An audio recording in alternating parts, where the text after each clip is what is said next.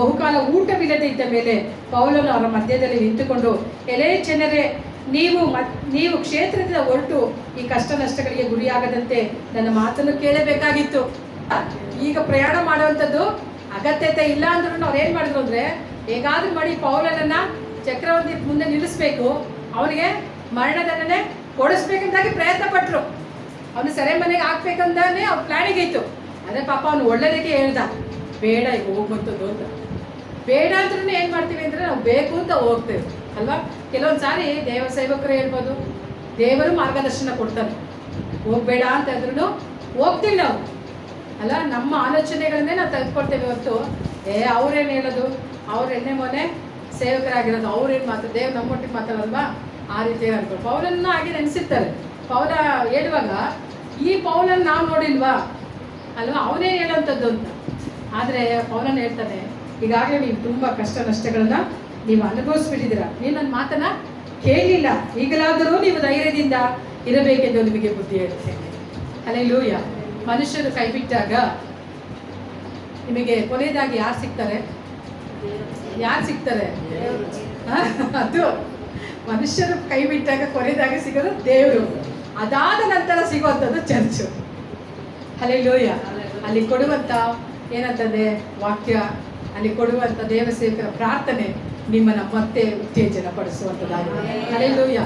ನಿಮಗೆ ಧೈರ್ಯ ಕೊಡುವಂಥ ಸೂರ್ಯ ನಕ್ಷತ್ರ ಇಲ್ಲಿದೆ ಅಂತಂದ್ರೆ ದೇವರ ಆಲಯದಲ್ಲಿದೆ. ಹಲ್ಲೆಲೂಯಾ. ಇಲ್ಲಿ ನಾವು ನೋಡ್ತೇವೆ, ನನ್ನ ಮಾತನ್ನು ಕೇಳಬೇಕಾ, ಈಗಲಾದರೂ ನೀವು ಧೈರ್ಯದಿಂದ ಇರಬೇಕೆಂದು ನಿಮ್ಮನ್ನ ಬುದ್ಧಿ ಹೇಳ್ತಾ ಇದ್ದೇನೆ. ಈಗ ನೀವು ಧೈರ್ಯವನ್ನ ತಂದುಕೊಳ್ಳಬೇಕೆಂಬುದಾಗಿ ನಿಮಗೆ ಬುದ್ಧಿ ಹೇಳ್ತಾ ಇದ್ದೇನೆ. ಅದಾದ ಮೇಲೆ ಹಡಗು ನಷ್ಟವಾಗುವುದೇ ಹೊರತು ನಿಮ್ಮಲ್ಲಿ ಒಬ್ಬರಿಗೂ ಪ್ರಾಣ ನಷ್ಟ ಆಗುವುದಿಲ್ಲ. ಮತ್ತೆ ಏನ್ ಮಾಡ್ತಿದ್ದಾನೆ ಅಂತಂದ್ರೆ, ಅಪೊಸ್ತಲ ಪೌಲನು ಬಹಳ ಧೈರ್ಯ ತುಂಬುತ್ತಾ ಇದ್ದಾನೆ. ಯಾರಿಗೆ? ಜನರಿಗೆ. ಈಗ ನನ್ನ ಮಾತನ್ನ ಕೇಳಿಬಿಟ್ಟು ನೀವೇನ್ ಮಾಡ್ರಿ ಅಂತಂದ್ರೆ, ನೀವು ಬಹಳ ಉಪವಾಸದಿಂದ ನೀವು ಇದ್ದೀರಾ ಅಲ್ವಾ, ಉಪವಾಸ ಮಾಡಿದ್ದೀರಾ.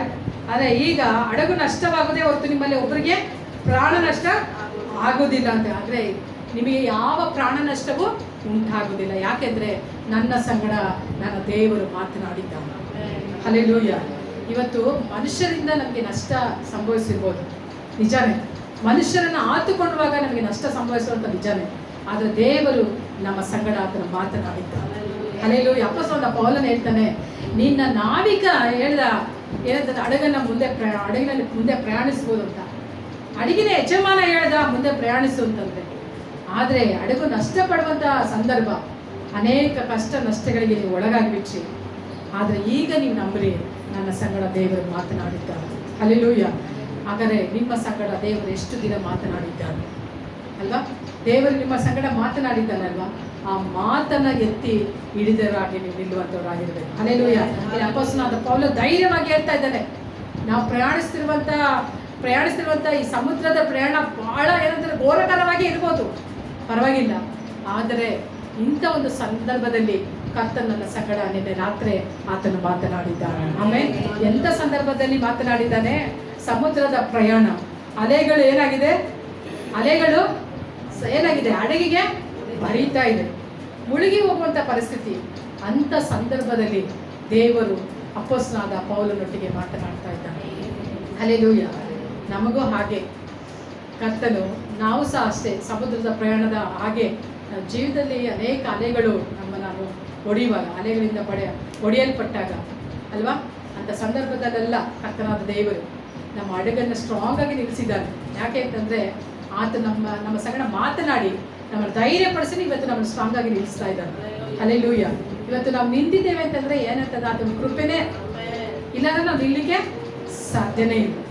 ಹಲ್ಲೆಲೂಯಾ. ಇಲ್ಲಿ ನಾವು ನೋಡ್ತೀವಿ, ಅವ್ನು ಹೇಳ್ತಾನೆ, ನಾವು ಯಾರನ್ನ ಸೇವಿಸ್ತೀವೋ ಆ ದೇವರಿಂದ ಬಂದ ಒಬ್ಬ ದೇವದೂತನ ಕಳೆದ ರಾತ್ರಿ ನನ್ನ ಹತ್ರ ನಿಂತು, ಪೌಲನೇ ಭಯಪಡಬೇಡ, ನೀನು ಚಕ್ರವರ್ತಿಯ ಮುಂದೆ ನಿಲ್ಲಬೇಕಾಗಿದೆ. ಯಾರ ಮುಂದೆ ನಿಲ್ಲಬೇಕಾಗಿದೆ? ಚಕ್ರವರ್ತಿಯ ಮುಂದೆ ನಿಲ್ಲಬೇಕು. ಹಾಗಾದರೆ ಆ ಚಕ್ರವರ್ತಿ ಯಾರು ಎಂಬುದಾಗಿ ನೋಡುವಾಗ ನಮ್ಮ ಕರ್ತನಾದ ದೇವರಾಗಿದ್ದಾರೆ. ಹಲ್ಲೆಲೂಯಾ. ಈ ಲೋಕದಲ್ಲಿ ನಾವು ಪ್ರಯಾಣಿಸುವಾಗ ಕಷ್ಟಗಳು ನಷ್ಟಗಳು ಸಂಭವಿಸ್ತಾನೆ ಇರುತ್ತೆ, ನಮಗೆ ಅನೇಕ ಉಪದ್ರವಗಳು ಬರುವಂಥದ್ದಾಗಿರುತ್ತೆ.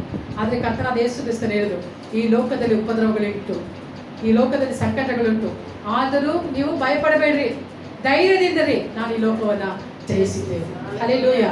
ಹಾಗಾದ್ರೆ ಯಾಕೆ ಜಯಿಸಿದ್ದೇನೆ? ಒಂದು ದಿನ ನೀವು ಚಕ್ರವರ್ತಿಯ ಮುಂದೆ ನಿಲ್ಲಬೇಕಾಗಿದೆ. ಹಲ್ಲೆಲೂಯಾ. ಹಾಗಾದ್ರೆ ಅಪೊಸ್ತಲನಾದ ಪೌಲನು ಹೇಳ್ತಾನೆ, ನೀವೆಲ್ಲರೂ ಚಕ್ರವರ್ತಿಯ ಮುಂದೆ ನಿಲ್ತೀರಾ. ಆಮೇಲೆ ಬರುವಾಗ ಏನಾಗುತ್ತೆ ಅಂತಂದ್ರೆ, ಈ ಲೋಕದಲ್ಲಿ ಇರುವಂತ ಜನರು ನೋಡಿ, ಸಾಲ ಮಾಡ್ಕೊಂಡ್ಬಿಟ್ರೆ ಒಂದು ಸಾಲಕ್ಕೆ ಎದುರು ಸತ್ತೋಗ್ಬಿಡ್ತಾರೆ. ಸುಸೈಡ್ ಮಾಡ್ಕೊಂಡು ಏನ್ ಮಾಡ್ತಾರೆ ಅವರು? ಸತ್ತೋಗ್ಬಿಡ್ತಾರೆ. ಆದ್ರೆ ಕರ್ತನಾದ ದೇವರು ಇವತ್ತು ನಿಮಗೆ ಧೈರ್ಯ ತುಂಬುತ್ತಾ ಇದ್ದಾರೆ, ಧೈರ್ಯ ಹೇಳ್ತಾ ಇದ್ದಾರೆ. ತನ್ನ ವಾಕ್ಯದ ಮೂಲಕವಾಗಿ ನಿಮ್ಮನ್ನು ಬಲಪಡಿಸ್ತಿದ್ದಾನೆ. ಯಾಕೆ ವಾಕ್ಯದ ಮುಖಾಂತರ ಬಲಪಡಿಸ್ತಿದ್ದಾನೆ? ನಿಮ್ಮ ಪ್ರಾಣ ನಷ್ಟ ಉಂಟಾಗೋದಿಲ್ಲ. ಯಾಕಂದ್ರೆ ನೀವು ಒಂದು ದಿನ ಚಕ್ರವರ್ತಿಯ ಮುಂದೆ ನಿಲ್ಲಬೇಕಾಗಿದೆ. ಹಲ್ಲೆಲೂಯಾ. ಅದಕ್ಕೆ ಇವತ್ತು ನಿಮ್ಮ ಪ್ರಾಣಗಳೇನಾಗಿದೆ? ಉಳಿದಿದೆ. ಕೆಲವೊಂದ್ಸಾರಿ ಮನುಷ್ಯರ ಮಾತನ್ನ ಕೇಳಿ ಇರಬಾರ್ದಪ್ಪ, ಸತ್ತೋಗ್ಬೇಕು ಅಂತ ಅನ್ಸಿದೇ ಇಲ್ವಾ? ಯಾರಿಗ ಅನ್ಸಿಲ್ಲ ಹೇಳು? ಅನ್ಸಿದೇ ಇಲ್ವಾ? ಯಾಕಪ್ಪ ನನ್ನ ಜೀವ ಇಟ್ಟಿದ್ದಾರೆ, ಹೋಗ್ಬಿಡ್ಬೇಕು ಅಂತ ಅನ್ಸಿದೇ ಇಲ್ಲ. ಆದ್ರೂ ದೇವರು ತನ್ನ ವಾಕ್ಯದ ಮೂಲಕ ಬಲಪಡಿಸಿದನೇ ಇಲ್ವಾ? ಯಾಕೆ ಮಾತನಾಡ್ತಿದ್ದಾನೆ? ಒಂದು ದಿನ ಬರುತ್ತೆ, ನೀವು ಚಕ್ರವರ್ತಿಯ ಮುಂದೆ ನಿಲ್ಬೇಕಾಗಿದೆ. ಹಲ್ಲೆಲೂಯಾ. ಯೇಸು ಕ್ರಿಸ್ತನು ಶಿಲುಬೆಯಲ್ಲಿ ಅದನ್ನು ಭಾಷೆ ಕೊಟ್ಟಿದ್ದಾನೆ, ನಿಮ್ಮೆಲ್ಲರನ್ನ ತಂದೆಯಾದ ದೇವರ ಮುಂದೆ ನಿಲ್ಲಿಸಬೇಕೆಂಬುದಾಗಿ. ಹಲ್ಲೆಲೂಯಾ. ಹಾಗಾಗಿ ಅಷ್ಟು ಈಸಿಯಾಗಿ ಸೈತಾನನಿಗೋ ಸಮುದ್ರದ ಪಾಲೋ ನಿಮ್ಮನ್ನ ಕರ್ತನ ಮಾಡೋದಿಲ್ಲ. ಲೋಕದ ಜನರು ಸಾಯುವಾಗ ನೀವು ಸಾಯೋದಿಲ್ಲ.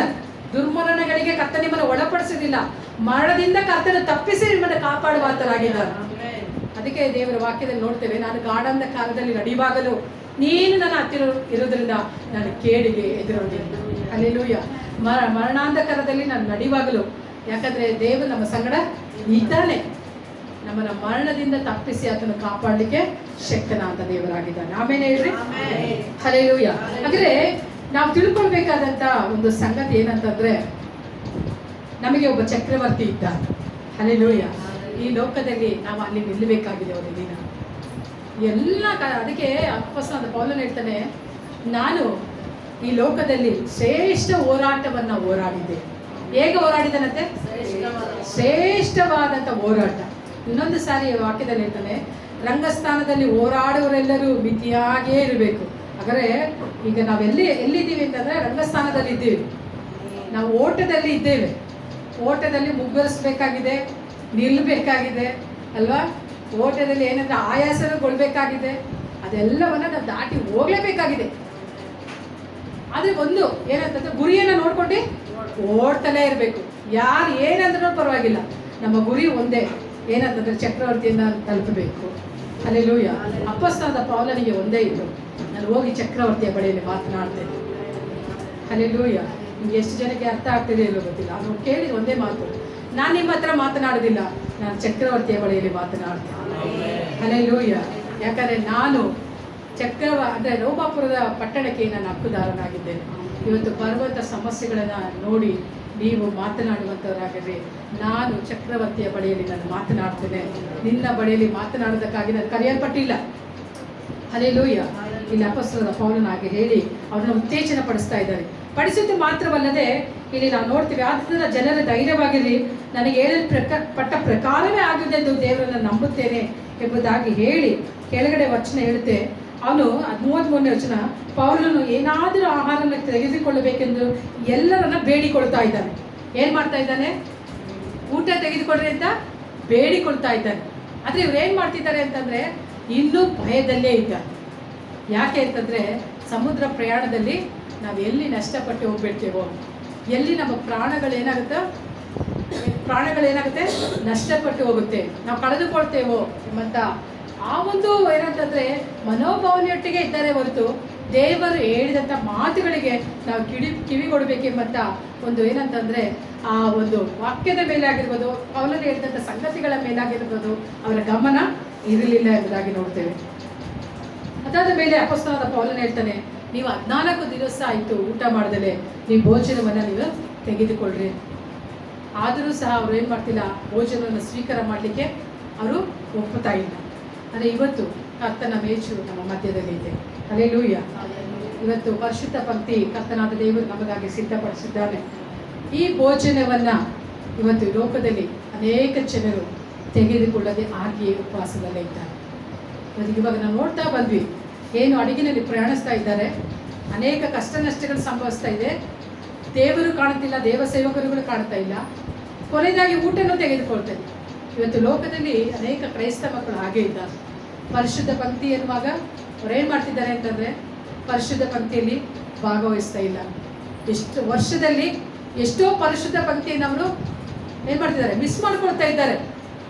ಮನೆಯಲ್ಲೇ ಏನು ಮಾಡ್ತಿದ್ದಾರೆ, ಇರ್ತಾ ಇದ್ದಾರೆ, ಪರಿಶುದ್ಧ ಪಂಕ್ತಿಯನ್ನು ಅಲಕ್ಷ್ಯ ಮಾಡ್ತಾ ಇದ್ದಾರೆ. ಆದರೆ ಇವತ್ತು ಅಪೊಸ್ತಲನಾದ ಪೌಲನು ಹೇಳ್ತಾ ಇದ್ದಾನೆ, ನೀವು ಭೋಜನ ಮಾಡಿ ಬಹಳ ದಿನಗಳಾಗಿದೆ, ಉಪವಾಸದಲ್ಲಿ ಇದ್ದೀರಾ, ಎದ್ದು ಈಗ ಭೋಜನ ಮಾಡಿರಿ, ನೀವು ಇನ್ನೂ ದೂರ ಪ್ರಯಾಣಿಸಬೇಕಾಗಿದೆ ಎಂಬುದಾಗಿ. ಹಲ್ಲೆಲೂಯಾ. ಹಾಗಾದರೆ ಪರಿಶುದ್ಧ ಪಂಕ್ತಿ ಅನ್ನುವಂಥದ್ದು ಈ ಲೋಕದಲ್ಲಿ ನೀವು ಪ್ರಯಾಣಿಸಲಿಕ್ಕೆ ಬೇಕಂತ ಶಕ್ತಿಯನ್ನು ಅದು ಕೊಡುವಂಥದ್ದಾಗಿರುತ್ತೆ. ಆಮೇಲೆ ಹೇಳ್ರಿ ಗಟ್ಟಿಯಾಗಿ ಹಲ್ಲೆಲೂಯಾ. ಪರಿಶುದ್ಧ ಪಂಕ್ತಿ ಅನ್ನುವಂಥದ್ದು ನಿಮ್ಮನ್ನ ಎಲ್ಲ ಕಷ್ಟಗಳಿಂದ ನಿಮ್ಮನ್ನು ಪಾರು ಮಾಡುವಂಥದ್ದಾಗಿರುತ್ತೆ. ಹಲ್ಲೆಲೂಯಾ. ಇವತ್ತು ನೀವು ತೆಗೆದುಕೊಳ್ಳುವಂಥ ಪರಿಶುದ್ಧ ಪಂಕ್ತಿಯನ್ನು ಸಾಧಾರಣವಾದದ್ದು ಅಲ್ಲ.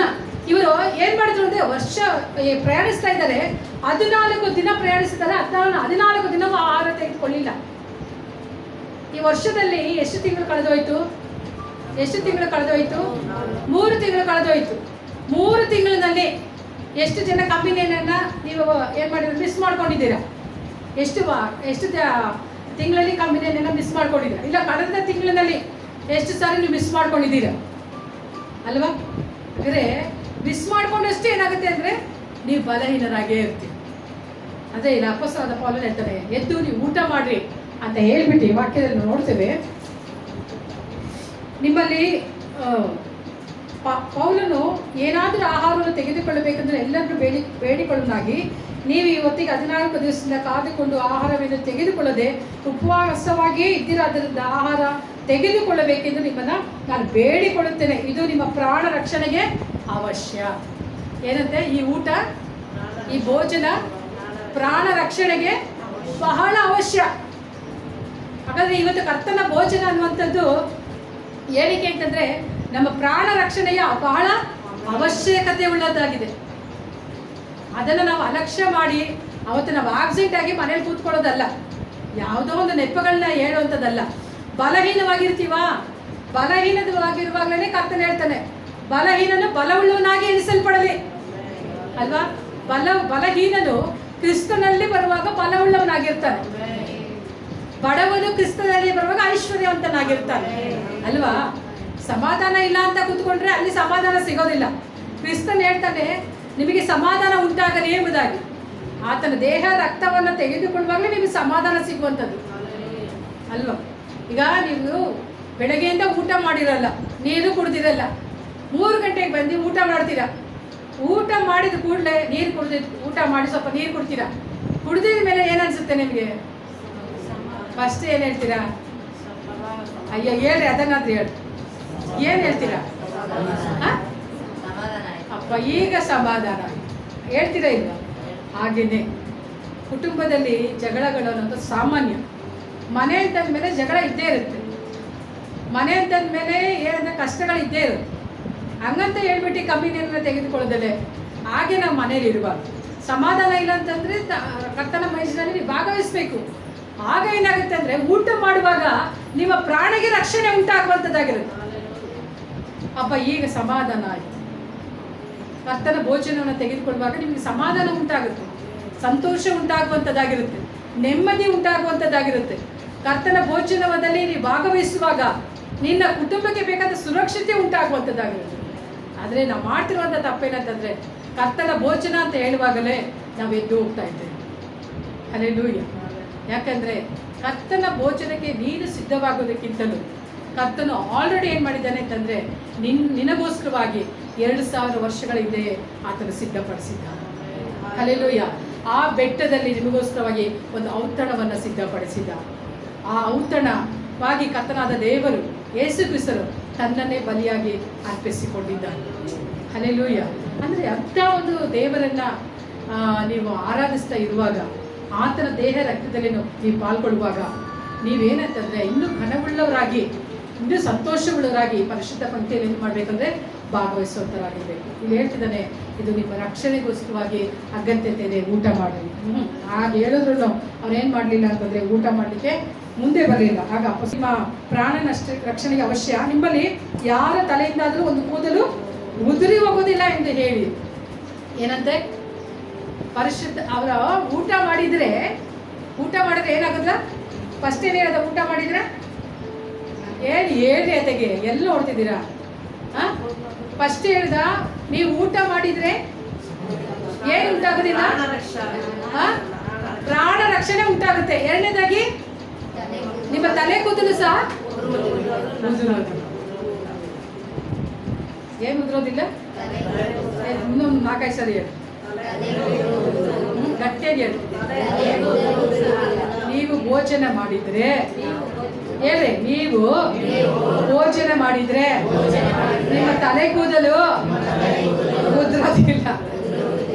ಹಲ್ಲೆಲೂಯಾ. ಕರ್ತನ ಭೋಜನವನ್ನ ಯಾವ ವ್ಯಕ್ತಿ ಸ್ವೀಕಾರ ಮಾಡ್ತಾರೋ ಅವರ ಒಂದು ತಲೆ ಕೂದಲು ಉದುರುದಿಲ್ಲ ಅಂತಂದ್ರೆ ಅರ್ಥ ಗೊತ್ತಾ? ನಿಮ್ಮ ಪ್ರಾಣ ನಷ್ಟಪಟ್ಟು ಹೋಗುದಿಲ್ಲ. ಅರ್ಥ ಆಯ್ತಾ? ಯಾವ ದುರ್ಮರಣವೂ ನಿಮಗೆ ಸಂಭವಿಸುತ್ತಿಲ್ಲ ಅಂತ ಅರ್ಥ. ಎಲ್ಲ ಏನಂದ್ರೆ ಹಠಾತ್ತಾಗಿ ಸತ್ತು ಹೋಗ್ತಾ ಇದಾರೆ ಗೊತ್ತಾ? ಹಠಾತ್ತಾಗಿ ಅಂದ್ರೆ ಇದ್ದಕ್ಕಿದ್ದಾಗೆ ಸಾವು, ಇದ್ದಕ್ಕಿದ್ದಾಗೆ. ಬೆಳಗ್ಗೆ ಇದ್ದವರು ರಾತ್ರಿ ಅಂದ್ರೆ ರಾತ್ರಿ ಇದ್ದವರು ಬೆಳಗ್ಗೆ ಇರಲ್ಲ, ಬೆಳಗ್ಗೆ ಇದ್ದವರು ರಾತ್ರಿಗಿರಲ್ಲ. ಆದರೆ ಕರ್ತನ ಭಕ್ತಿಯಲ್ಲಿ ನೀನು ಭಾಗವಹಿಸುವಾಗ ಕರ್ತನ ಭೋಜನ ಅನ್ನುವಂಥದ್ದು ನಿನಗೆ ಪ್ರಾಣ ರಕ್ಷಣೆಯನ್ನು ಕೊಡುವಂಥದ್ದಾಗಿದೆ. ಹಲ್ಲೆಲೂಯಾ. ಅದಕ್ಕೆ ಅಪೊಸ್ತಲನಾದ ಪೌಲನು ಹೇಳ್ತಾನೆ, ನಿನ್ನ ತಲೆ ಕೂದಲು ಒಂದು ಬಿದ್ದು ಹೋಗೋದಿಲ್ಲ.